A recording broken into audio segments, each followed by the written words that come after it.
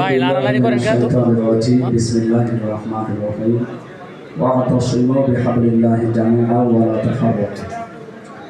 আল্লামা সাঈদী ফাউন্ডেশনের উদ্যোগে ইফতার মাহফিলে সম্মানিত উপস্থিতি, আমি 3টা বছর ছিলাম পাশে জেলে। হুজুরের সাথে 10 মিনিট ছিলাম। উনি আমাকে 2টা কথা বলেছিলেন যে হামজা,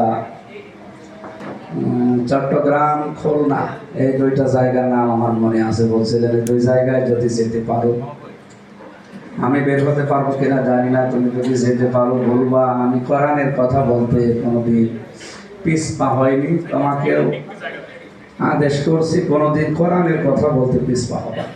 আমি যতটুকু বুঝি, কোরআন যেভাবে বুঝি, আমার উস্তাদদের কাছ থেকে, এখানে আমার উস্তাদ বসে আছে, তাদের শেখানো কোরআন